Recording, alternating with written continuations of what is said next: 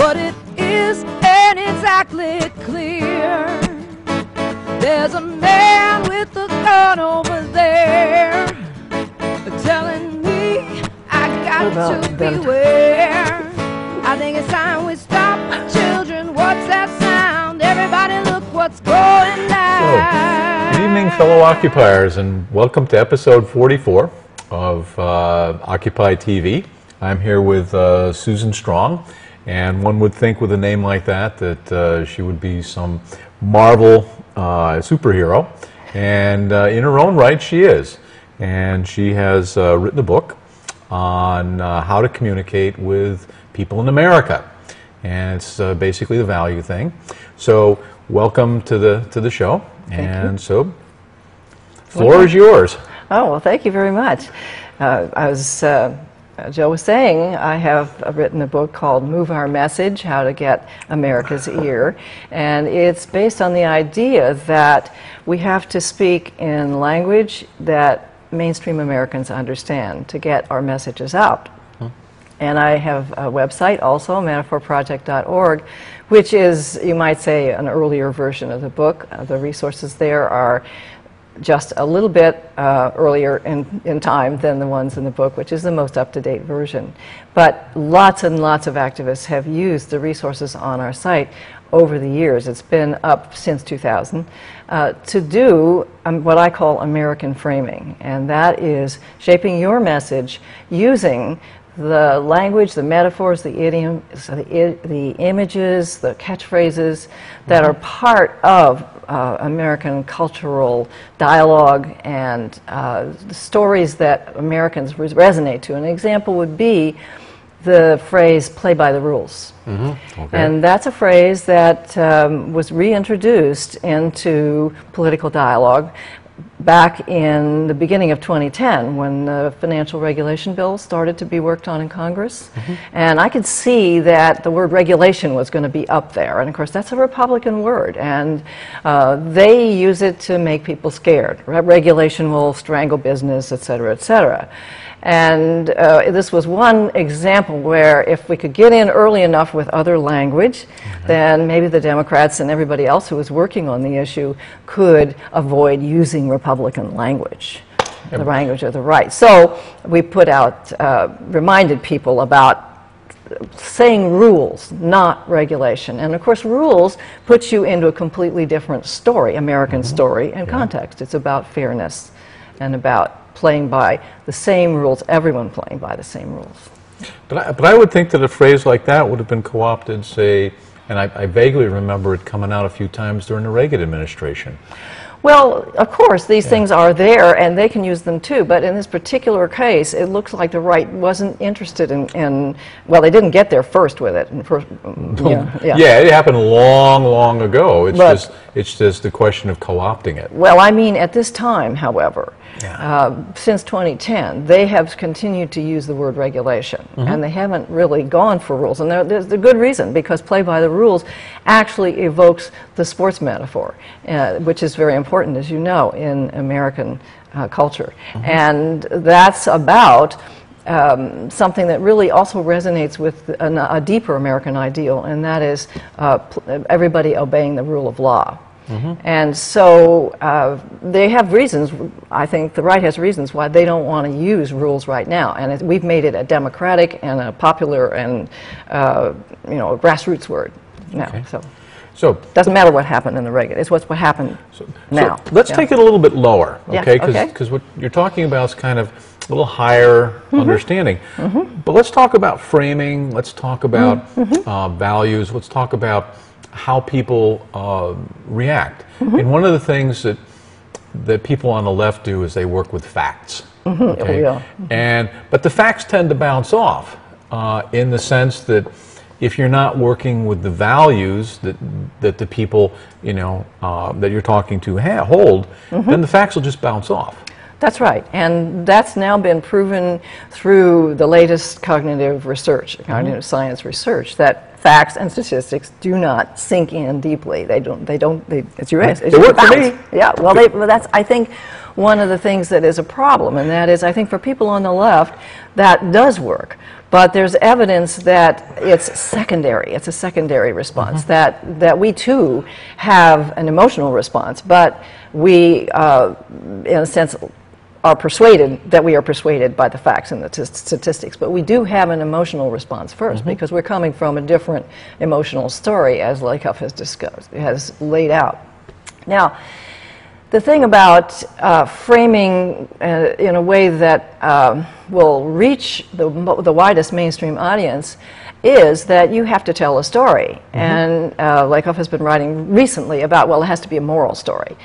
And he's right. And we do want to be conveying the best American values, those that evoke the ideal American identity story.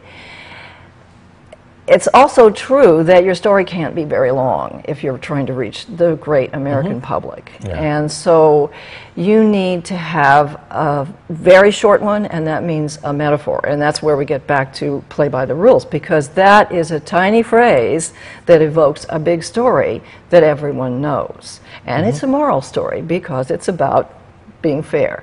So the trick, you might say, for us on the left is, number one, to be willing to go to the step of learning how to do American framing and be willing to let go of our habitual process of using facts, statistics, talking points, and so on, or a long story. The only people who can get away with a long story are politicians who have a captive audience listening to a speech. And I think Occupy has been a wonderful example of the power of very short phrases. You know, the 1%, the 99%, that went everywhere, and it changed the narrative context for American politics completely. It's a beautiful example. In a lot of ways, I feel like I've written this book. You are the people I've been waiting for, you might say, in terms of writing the book, and because it's about grassroots, bottom-up framing. And about learning to do it yourself. And I've created the tools and the resources and the actual American framing steps. It's a message builder, and it's there for people to use themselves. So let's use an example. Yes. Okay. One of the things that's happened as a result of Occupy is that we're attempting to get a homeless village opened. Yes. And you can imagine the opposition and what they say about homeless people.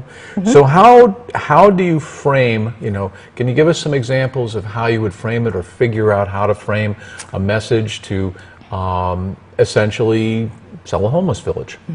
Well, let's put it this way. I do not actually do this stuff off the cuff because I follow my own process. So what I would go through the process. I'll talk with you about the process, and this is the beauty of what I have been teaching, which is teaching people how to do it, empowering people, capacity building. So, okay, how would you do it? Well, usually the first thing I ask people to do in the American framing steps, which are in this book, as well as on the website. The most complete version is in the book, and so what you would do would be to start out thinking about your audience. Who is your audience?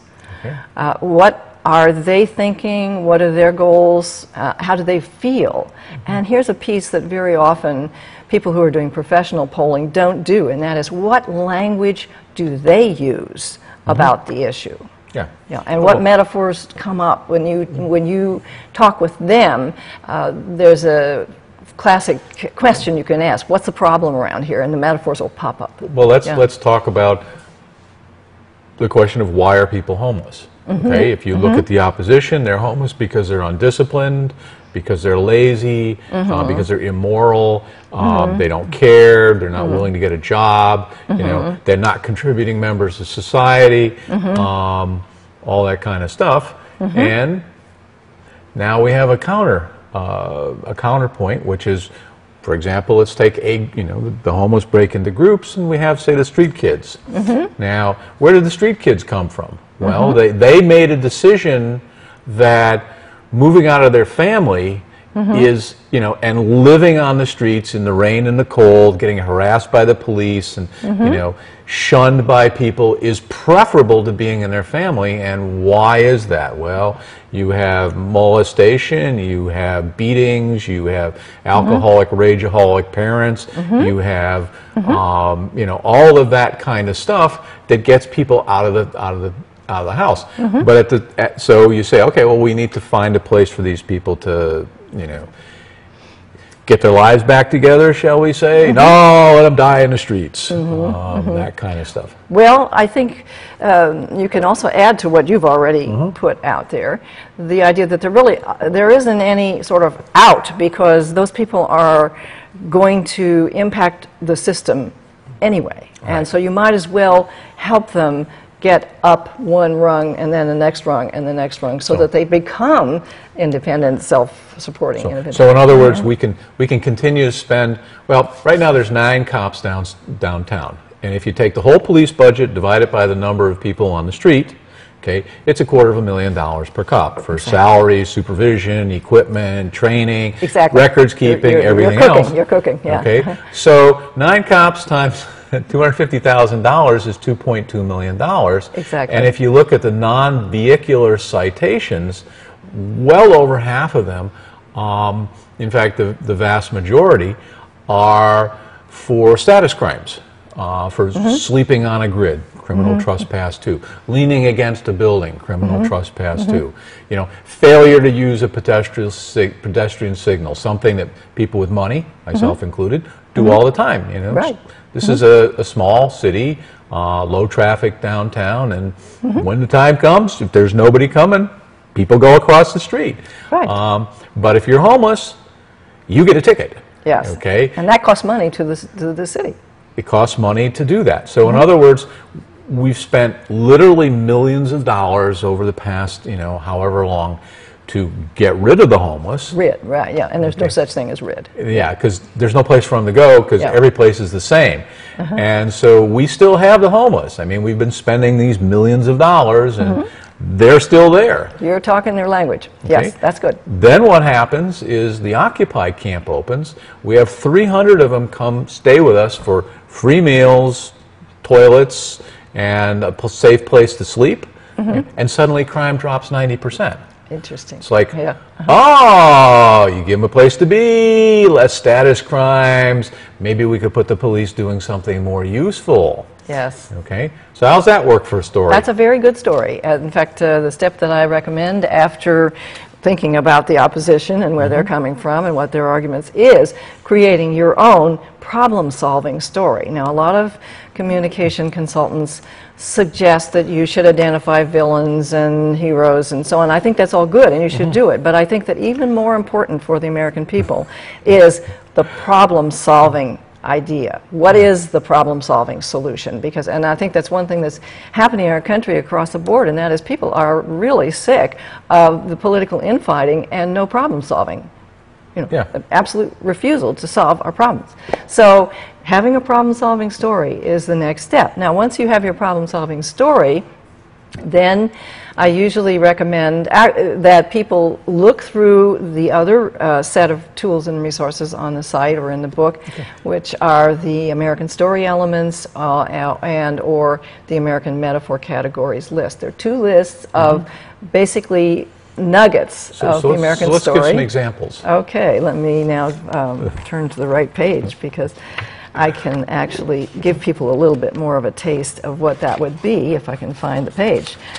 Anyway, I can't find the page, so quickly. So I'll give an example of... We have time. We have time. Okay, all right. It's... so, metaphors. No, it's actually... Oh, I know why I can't find it, because it's in the back. Here we go. It appears twice in the book, and I chose the one in the back. So the one thing that I often start with is something called the American Dream. That's a story element, and there are 7 of these. There's the American Dream, the American Nation. So what is the American Dream? I'll get back to it in a minute. Okay. And then there's an element called Free to Succeed, and another one called We're on a Roll, Small Town Security, Man to Superman, and the American Nightmare. So the American Dream, as I like to write about it, is not just the house with a little white picket fence. It's about who we are as a people in terms of our problem-solving capabilities. That is, we are the people who like to try things that are new. We will have the energy to keep trying to solve a problem. We believe we can solve problems if we just work hard and try new things and try this and try that. It's the new things part that's important. It's the new things that's important. Also, that we are the can-do people, and that we can reinvent, and I have a list here, reinvent, redeem, renew, rebuild, fix, restore, whatever needs to be done, we can do it because we are the people who can do that sort of thing. We're the new idea people and have been since the beginning of our country. So that's what I like to see people focus on in terms of the American dream. Because I think the idea that it's about consuming things is much more recent, really, almost Second World War. After the Second World War. Yeah, definitely. Yeah, that's when they really started pushing that. Yeah, they had to change the entire way, because that was my grandparents' generation and my parents that went through the Great Depression. Yes. They saved things. They fixed things. Absolutely. Okay, they kept them going. Okay, and they solved the problems. Exactly. They didn't go out and buy new stuff. Right. So anyway, what the step is to look at that list of the American story elements, and then the American metaphor categories list, which is actually our most popular resource.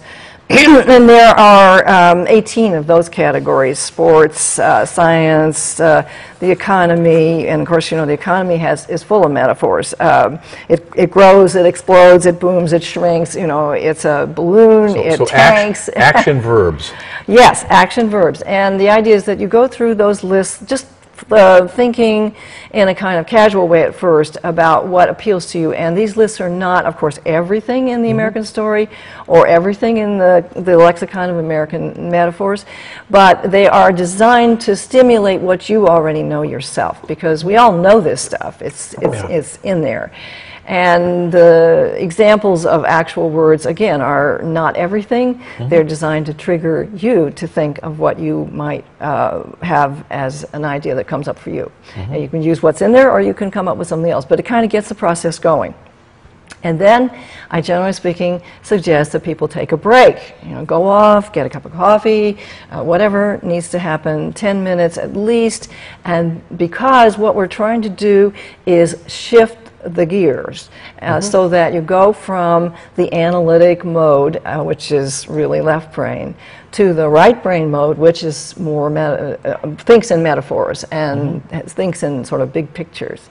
And that shift is what you need to bring all this kind of preparation that you've been doing in the first steps of the American framing steps into the brainstorming process that follows. So the brainstorming process, that's the second part of the American framing steps, is not just kind of off-the-wall brainstorming. It's very much prepared brainstorming. So then the process goes on to brainstorm, combining your problem-solving story with the language that you've selected or the metaphors that you've selected from those two lists, or that have come to you as you're thinking about it. Yeah. So to some extent, you're suggesting that the right brain may be in more control than we tend to realize?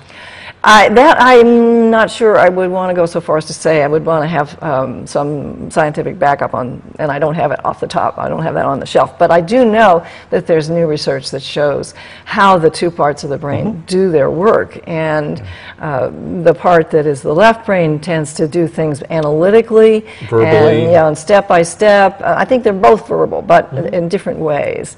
And the right brain is more the place where we get flashes of insight.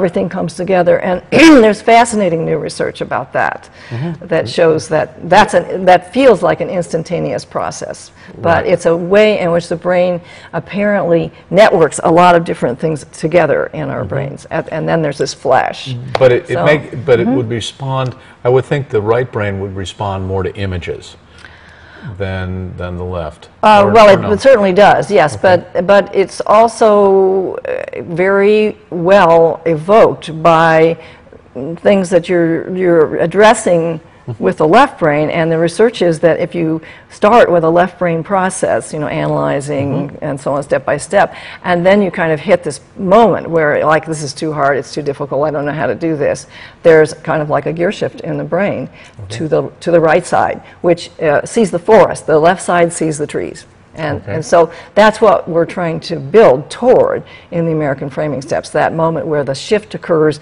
and the networking happens in the brain. You bring together all these things that you've been thinking about, your understanding of how the audience you're trying to reach thinks and talks, and also your problem-solving story and the ideas that you've picked from the various lists, the American framing story lists.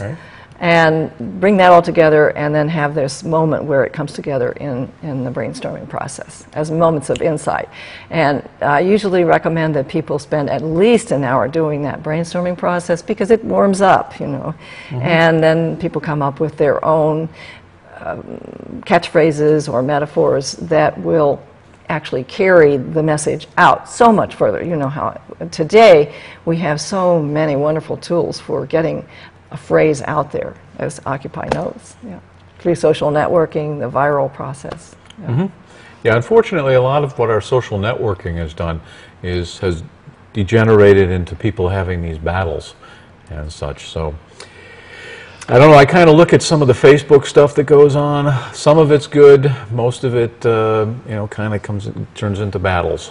Well, but how did Occupy get 1% and 99% out? I mean, certainly that started with the occupations. Those kinds and of the video, the video and the rest. But the process spread beyond New York in such an amazing way, and that was through social networking to a considerable degree. And I think what happens is that, yes, you're right about maybe run-of-the-mill everyday stuff on Twitter or on Facebook or other mechanisms or means out there in the social networking world. But I think when things come to a crisis, and there's something really important, and there's a phrase, and that's the thing that you did.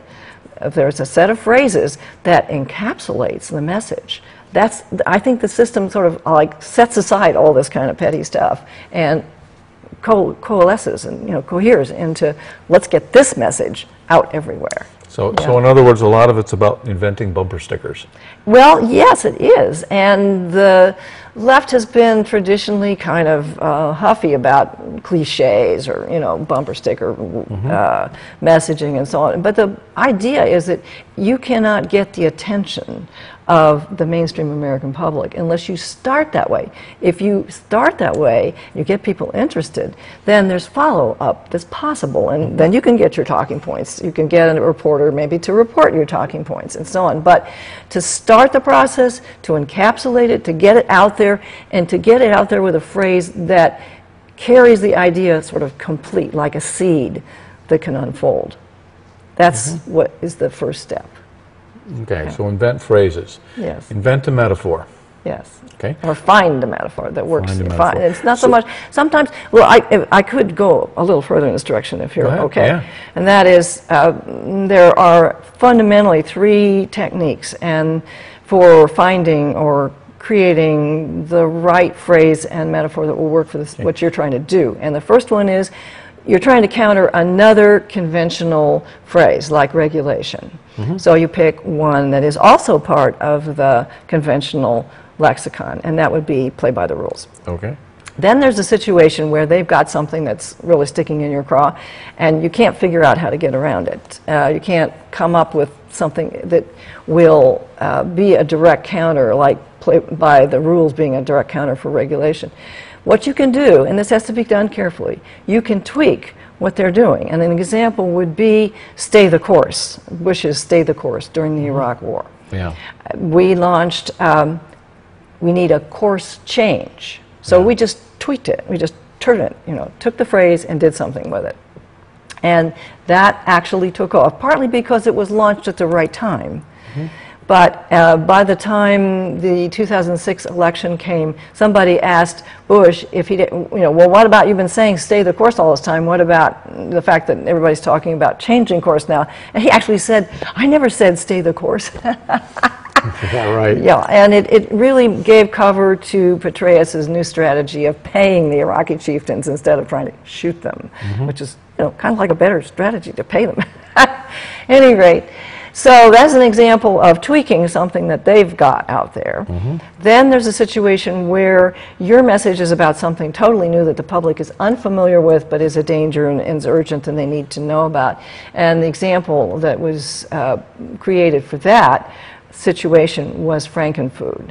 And of course you're probably familiar with that one. Oh, and yeah. now, and talk about viral, it's now become Frankenforest and Frankenfish and Frankenbugs and Frankenseeds and just on and on, because it really is so clear and everybody knows about Frankenstein. Yeah. So those are examples of the three basic situations where you need to decide which one you're dealing with and whether you're going to just come up with another conventional metaphor that carries your message, or you're going to tweak theirs, or you're going to come up with something totally new. Yeah. Okay, so let's go back to the homeless thing, and how can we reframe that and make a positive argument there? Well, I think you did actually have your problem-solving story pretty well lined out, which is, and you're talking the audience's language, which is, this is costing us more, and we can actually improve the situation and help the people get back on their feet. Because the moral aspect doesn't play at all, or at least that's what I've discovered in talking to people. The fairness stuff, none of that stuff plays. They deserve it because they're bad. And you can't crack that, but the cost one does crack people. It does. It's like, okay, how much longer are you willing to pay? Incredible. Throw money into a rat hole. Exactly. So that one plays. So do we have any thoughts on other examples that we might want to try? Say on the homeless thing, cracking the homeless thing. Well, I think that's pretty powerful. I mean, that's the one that is really. Well, I've made that argument. There's other people who haven't picked up on it, but what do you mean, other occupiers, or? Yeah, other occupiers out there doing this kind of thing. They're to a degree arguing the fairness and moral thing. Now that plays while you're going to groups that are already on your side. Yes. But it's not going to play as you begin to walk out, to groups that are opposed to you. So it's the issue of getting out of your comfort zone, getting out of rooms with friendly audiences and go talk to some other people. That's really important. So, and other thoughts on how you talk to other people about, say, homelessness? Well, I'm going to keep you on the hot seat there. Oh no, that's all right. That's fine. I think that the fact that when Occupy set up encampments, the crime rate went down.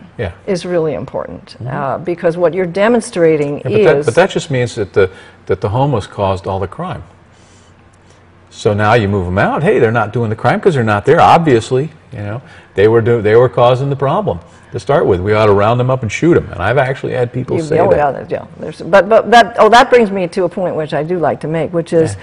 It's better to try to reach people who are what we call independents, or people who are not absolutely totally hardcore right. And people who are maybe not like us exactly completely in terms of their ideas about how things work and what would fix things, but people who are more open to, say, the financial argument, or the argument that we'll save money if we actually help these people. And I think get back on their feet is a good phrase. Because that suggests that something knocked them down.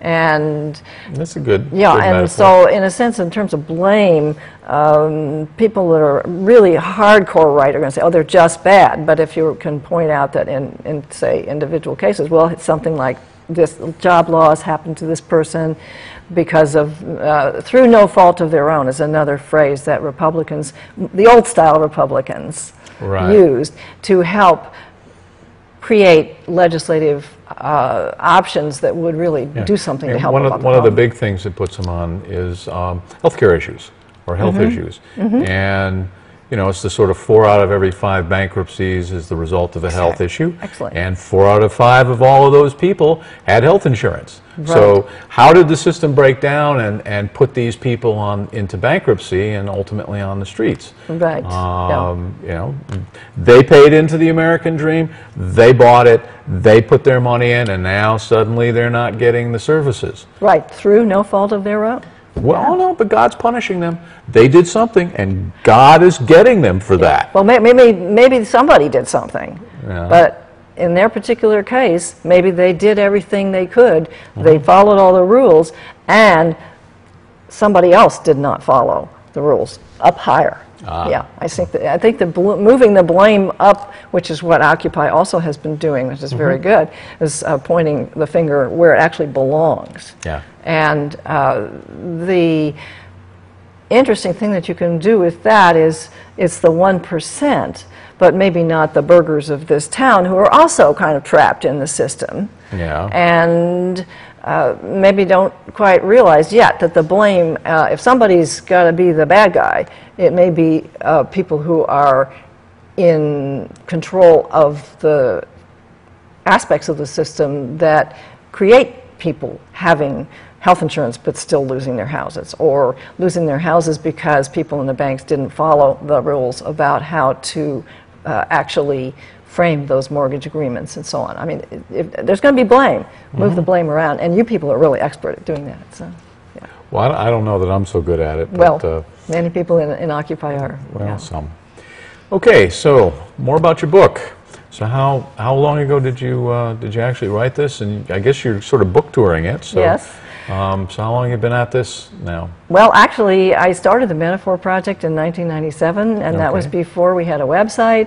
And it came out of my own background and my experience, because I have a combined background. I actually taught at the college level in rhetoric and communications departments. And then I went on and worked as a communication consultant for a while, and was also very involved in progressive activism. I was involved with the Freeze campaign back there in the 80s, and then also when it became saying freeze for a while, people used to say, is that ice cream? Yeah, right. And then it'd be peace action, of course. So I was very involved with that group as the volunteer leader, and then I actually went professional and worked for an organization called the Center for Economic Conversion, and did creating materials for them and writing op-eds and the rest. And as I was working with them, that was in the 90s, and we had this feeling that we were going to be able to focus on the environmental crisis because the Cold War was coming to an end. And I had, in the line of my work, a lot of opportunities to work with people who were working on environmental sustainability. And one of the things I noticed then, that was when I first realized, ooh, there's a real language problem here.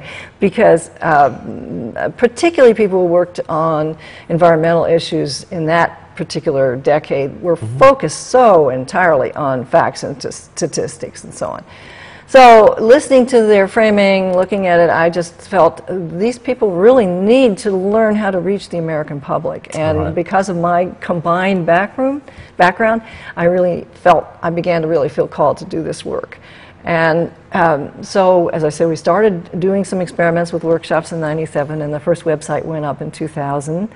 And the book is essentially almost like the fourth draft of the website, because I've been continually tinkering with it, rewriting the website. In fact, one of my nephews said to me a couple of years ago, he said, "You're writing a book online." So this is the latest, and this is the most complete, most accessible version, and most up to date. So where are you based? Actually, in the San Francisco Bay Area. San Francisco. Okay. And so you're going up and down the coast. How long have you been on this tour? Well, actually, this particular leg that has brought me to Eugene has been the result of a family reunion here. And I have been actually in June in the East Coast. And so that's how it's working right now. Yeah. And we'll be going back down to the Bay Area and then planning new activities. So how well has this been received? people are liking it a lot. The people who really love this book are the people for whom it was written. Yeah. And the activists, the grassroots people, the people who want to do their own and need to do their own framing. Not the people who are kind of waiting for some professional to kind of hand down something that everybody uses. And we're going into the most acute phase of the election. And that will be dominated by the framing that the Democratic Party decides they want and the Republican Party wants. But I think that people like you, the people in Occupy, the people who are doing grassroots bottom-up work, understand that we cannot let up even through the election campaign, and certainly not beyond, because no matter who wins, the grassroots needs to rise, and and we need to do our own framing. It's clear that Occupy was better than the guys, in Washington that are sitting in their offices. Yeah. And there are a lot of people who are political consultants who are actually on the Metaphor Project Network list. I have an email list that is free to join, and I send out a post once a month suggesting some metaphors or languages for a current issue, and there are a lot of political consultants on my list. And the model of the Metaphor Project is that we're an educational nonprofit. So we don't work with campaigns or political candidates, and we give it away, except for special cases where I do a workshop or I'm working individually with a group. But in terms of publicizing the website, I also blog on op-ed news and daily costs, and just get the word out and tweet and so on. So let's take it back a little bit. I sort of came into understanding some of this stuff through George Lakoff. I read several of his books. I really don't consider him to be a particularly good writer. It's he occasionally, and some days he's really lucid. I mean, he just explains things incredibly well. Other days you walk away feeling a little confused. I've actually videotaped him a couple times at various events. But one of the things that he talked about was certainly the Powell letter and its influence on corporate think tanks. Yes. And specifically about the Luntz Institute, Frank Luntz, and the sort of right-wing language manual. Right. That's where things like compassionate conservative and no child left behind. They're good. They're good. Clean skies, healthy forests, all of those kinds of things, which are, absolute Orwellian lies. I mean, in every case, it's, no child left behind was never funded. Clear skies means more pollution. Healthy forests means more clear cutting, and so on and so on. And if conservatives were compassionate, why would they need the adjective? Clean coal's another one like that. Yes. But they are really good at that. They're very good at it. They spend, millions, if not billions of dollars a year on manufacturing these kinds of images and frames and phrases and all the rest of it. And so we're way behind on that particular curve. And so the whole thing about this is all of these things apply to a value. In the sense that if you have a phrase or a framing, it's underlaid by a value. So that's right. Let's talk about values, the stuff at the bottom, and how we penetrate down into that. Another area where I'm looking is, say, single-payer health care, and trying to penetrate into the public, psyche in terms of understanding that. So I assume you've probably been presented with that one before. So let's apply some of the ideas you're doing to, say, that problem.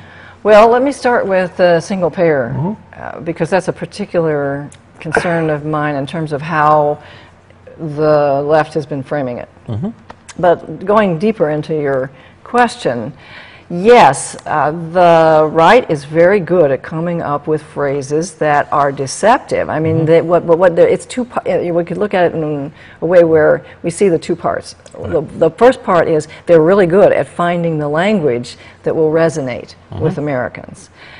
They use it to cover up and to lie. Right. Now, lots of people on the left have been resistant to our coming up with what I call American truth bites, because they say, well, they use it to lie. Well, we have to use it. So they're manipulating, so we don't want to manipulate. We don't want to do anything like what they're doing because they use it to lie. Well, I can understand. It's an emotional reaction. It's visceral. But if we're going to succeed, then we have to learn to use the American framing technique to tell the truth, the American truth bites. So, you know, we got that past that point here. Well, I'm not sure. So let's stay on there for just a little bit. Well, in you know, is it okay? You know, I mean, manipulation exists. If you're manipulating people to a bad place or manipulating them to a good place, is there a moral issue there? Well, I think that's based on the idea that using a phrase like, say, Medicare for all, is manipulation. It's not. It's just simply using a short phrase to describe what you mean. And you have to understand that we have new knowledge now about how the brain works and how the brain processes language and information. And so the thing that's kind of ironic is that I think the left prides itself on listening to science. But in this one area, because of their own self-image, they tend not to be listening to the latest science. And there are things that make my heart just break. Poor George Lakoff is constantly saying, don't use their language. I mean, he's been writing about that for 8 years. Don't use their language. And it's still like, you know, this is based on science. Don't use their words. So we need to kind of get up to speed on understanding that doing the kind of thing that I'm talking about is not manipulating. It's actually moving in harmony with the way that science shows us the brain works. And the real issue is, are we using it to tell the truth or not? That's the real issue. And are we using it to express the value that we want to express? So let's get back to the whole question of Medicare for all versus single payer. This is something that I've been concerned about in terms of the framing of it, the language, for a long time. People use the phrase single payer, but most of the public doesn't have any idea what that means. That works in the circles that understand it, but it doesn't. You go out into the rest of the population; they're clueless. Absolutely, and it does not. It not only doesn't help; it hurts because it's confusing. And well, is the single payer me? You know, I mean, it's just don't do that. And the phrase that is the alternate out there, Medicare for all, is much better because everybody understands what Medicare is. And most people are kind of looking forward until, I mean, you don't look forward to aging, but on the other hand, there's Medicare. So, I thought they framed it fairly nicely in California with the One Care campaign. Well, there again, yes, it's a little better, more obscure, but it's a little better than single payer. But I also think that it's still like One Care. No, I think they probably need to do a little more work on. And since I don't do this stuff off the cuff or for people, I teach people how to do it. I'm not going to make a suggestion about exactly what they should do. But I do think, and I feel okay doing it because, unlike some people, I actually have the resources. They're on our website and they're in the book. So, you know, I may not say do this, but I'm saying go there and learn how to do it yourself and come up with something, and maybe yours will be the one that goes viral and shifts the whole national narrative. It's perfectly okay to do to hold it up and be proud of it. But yeah. Okay, so need another phrase. So Medicare for all you think is better, but not great. Well, I think it's pretty good. What would a phrase that was great? You know, what characteristics would it have? Not that it's been invented yet. Well, it has to be something that is immediately accessible. To people. It has to be part of the ideal American story that is everybody knows, and it has to be part of the set of values. We were talking about values. That is the set of, you might say, general values that everybody in America accepts. It's when you get down to applying them that things get to be difficult. Americans is a caring community. Stuff like that. A caring people, a caring country. I really wonder if that's the rock bottom value that we... So what would the value be then? I think, what do you think? I think that I'm not going to actually go too far down this path because I've just been having this queasy feeling and I haven't really dealt with what we should be doing instead. But I think that having the idea be so basic that we're caring people, I think that we care about each other as in being part of a community, seeing ourselves as the American community is a much more familiar way to talk about what I think some people are trying to express by talking about Americans as caring. I think more Americans think of themselves as community-minded or being supportive of the community or having the community be a good community and a healthy community and so on, adjectives like that. So I think that that's a much more familiar idea and more widespread in terms of crossing some of the political boundaries. And it's a question of what phrase you pick up to carry that meaning. And so I think that that's an important piece of foundation for our work. And yes, we do need to base our work on values, but we have to understand that you can't, in a sense, talk about the names of the values, because just imagine, say you are doing election work and you go up to the door and you say, and maybe you encounter a Republican or an independent and you say, well, you know, we're for responsibility. Well, they say, we are too, we're more responsible than you. You know, so you have to have a story that actually encapsulates what that means, and that's what I think something like Play by the Rules does. It pulls up a whole story that is the context, and you don't have to explain because everybody knows what it means in that setting. So that's the essence, I would say, of what I've been trying to teach people, which is you have to get to the place where you have the shortest version of the story, which is a metaphor, short phrase. And I'll give you a few more examples. Another example would be a phrase that we floated out there during, I think it was 2007, when Bush was trying to ramp up support for attacking Iran then. Yeah. And so we floated a phrase out there, choose the cool it option. You know how they're always talking about having all the options on the table? Yeah. Well, so we said choose the cool it option. And that was one of those tweak theirs versions. But it also used phrasing that was very familiar as part of slang, cool it. And as time went on, major politicians started to say, well, we need to cool the rhetoric and, you know, so on. So that got going out there, and is a good example of what I'm talking about in terms of conveying a value by a short phrase that encapsulates a story and sinks into the brain quickly, calls up a picture, and is easily accessible. And of course, once you get people talking about cooling it, then you could say, well, who wanted to know more? Well, how do we cool it? Well, then you've got your talking points and the rest. But it's really, really important to have that very compressed story that that actually embodies the value. So would this be sort of a neuro-linguistic programming frame-breaking statement type thing, or is that what I think you could say that, yes. Yeah. But neurolinguistics is a little bit different from cognitive science, and I don't feel that I'm that deeply versed in neurolinguistics to make a statement like that. But I do know enough about cognitive science to know that you really are dealing with a situation where you want to get something that will be accessed directly, because apparently there are, you know, two systems, not just the right and the left, but and they may be actually. So maybe rather than breaking, what we're looking is something that opens it. Good, that's wonderful. See, now you just came up with the right language. Okay. We can do it.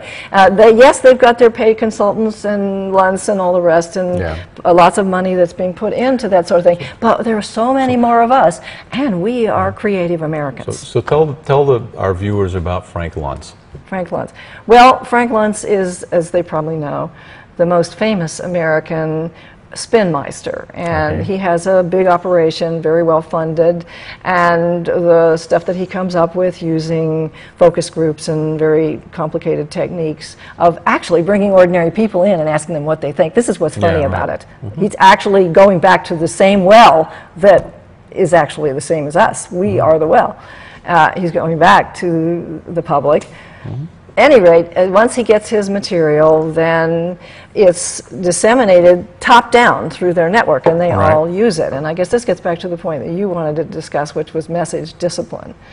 Now, the thing is, of course, they've said that people on the left are resistant to top-down anything. And people on the right take the advice. They do. Well, they do, and they are very consistent. But it's like herding cats on the left, right? But our process is different, and I think one of the things that, again, Occupy has manifested is ours is a bottom-up process.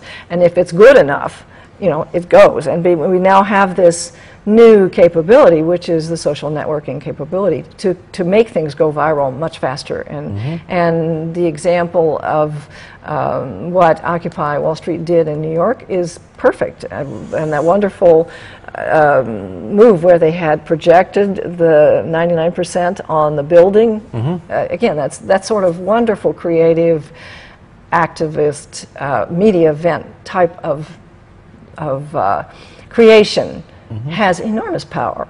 And so our process is different, but we can get it out there, and we are dealing with the most sophisticated system of media ownership on the right that we've ever seen. So again, the triumph of creating newsworthy events that breaks through that media blockade has been demonstrated by your people. And took them a while to start covering Occupy, but eventually they had a problem ignoring it. Yes, yes. So creativity and the ability of people to, on our side, to look at something and say, oh, that's really good, let's use that. You know, so in a sense, we are our own enormous focus group. Right. Yeah. And everybody can participate in using the sort of thing that's in my book and on the website. We can participate in that process, that creative ferment of coming up with something that will then go viral. Okay, so we got about another 7 minutes. Yes. Where do you want to take it from here? What do you think we should talk about? Well, I'm interested in what happened at the national gathering. I wasn't there, of course, and know that there was a very long vision document, and I think that there were a lot of skill shares and so on, and I'm hoping that in that process some moves were made in the direction of using what I've been putting out there, and I know that people tell people about my work and also about the book and the website, and I'm hoping that people will be ready to take the step of looking at framing for the mainstream deliberately, kind of figure out what can we say that will again go viral in the web, because we need more of that kind of energy as we're going into the election. I think a lot of people are going into this election in a kind of heartbroken way. Oh yeah. And very fearful. I mean, terrified about what the outcome might be, because the Republicans are pulling every trick out of the hat to actually do things like prevent people from voting, you know, all, just the whole range. Well, we've seen that. We've seen that for years. It's just intensifying. That's right. So I think that the idea that the grassroots groups in our country are continuing on, have plans, are going to carry on and keep that pressure up no matter what happens. There's hope. It's coming from the people. So I think that's the thing that is okay. There's hope. It's coming from the people. Yes. A nice way to put it. Yeah, I guess the question on this election is how much interest it'll generate. I mean, Obama has kind of disappointed a lot of his base constituencies. And so while Mitt Romney, to me, looks a whole lot worse, to put it mildly, you know, still Obama has, you know, has not shined, shall we say. Well, you have to think about how he was situated when he came in. Oh, yeah. I mean, he had the economy collapsing, and that was something that got started. Continue to do that. Yeah, it is, and that's something that was started by the Bush administration and before. And yeah, we actually had a slight surplus in terms of national deficit when George came into office. Exactly. Reasonably good employment, the middle class was actually doing okay. That's Could have right. been doing better. Could have been doing a lot better. But it was actually doing okay, and it really got nailed. Exactly. And then of And course Romney is likely to nail it further. that's right. And so that was partly what was on Obama's plate. And then there were 2 wars going on that he hadn't started, that the Democrats hadn't started. And then there was what was happening in Wall Street. Oh, yeah. And so it was overwhelming. I think that the statistics are that no U.S. president ever came into office with so many. I mean, FDR had depression and then war, but Obama had to come at him from more directions. Yeah. And also the Republican Party has changed. It's not the Republican Party that we remember from before Reagan. Yeah, there was such a thing as a Republican moderate back in the old days. Absolutely, yes. And so that's the other situation. Grover Norquist rose up and corralled all these people and threatened to drown them if they didn't threaten to drown the government. And so that was another factor. He had an absolutely rigid opposition that was not willing to do anything. I mean, they absolutely came right out and said, we're not going to let him do anything. Yeah. Yeah.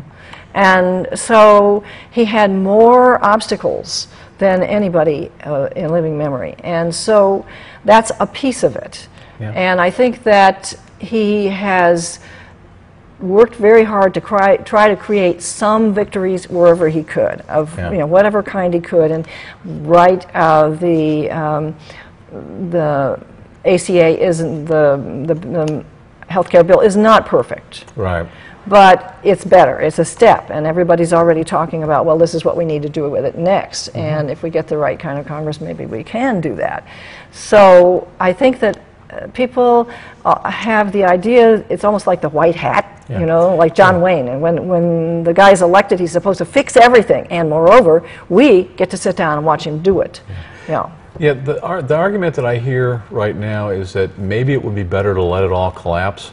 But I'm not so sure that's a good idea. I think that's a terrible idea. I tend to think that if it collapses, you're going to get something that's even a good deal more ugly. There's a lot of... Because the people with the guns and the people with the power, are going for more guns and more power, and the rest of us are not going to fare well in that particular environment. It's absolutely crucial that Obama wins in this election, because there's all kinds of historical evidence and other kinds of statistical evidence that if the right succeeds, they are going to consolidate their power over the American economy and the American society in a way that we will find it extremely difficult, if not impossible, to unlock. And we just can't afford that.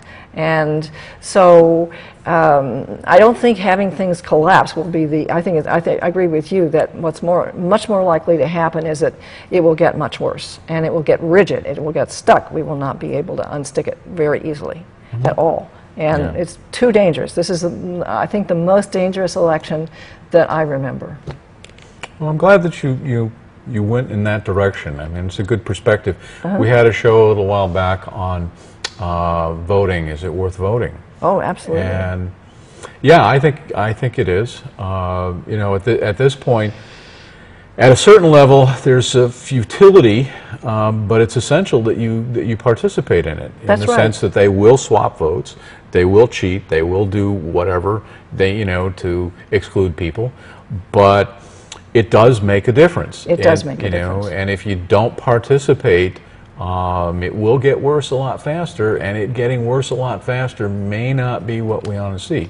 There's a very strong anarchist group in this area, anarchist movement, and they're just saying, let it collapse.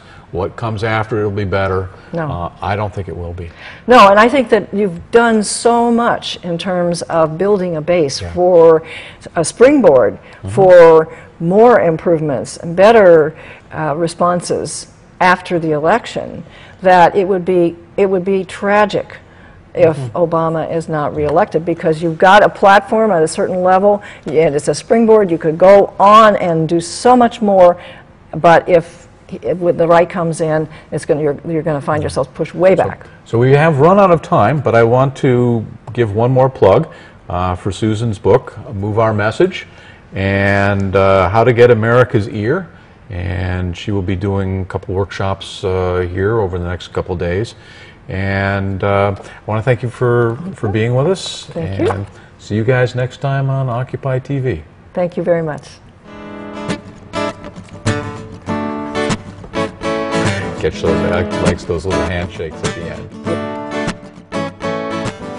There's something happening here. What it is ain't exactly clear. There's a man with a gun over there telling me I got to beware. I think it's time we stop. Children, what's that sound? Everybody look what's going down.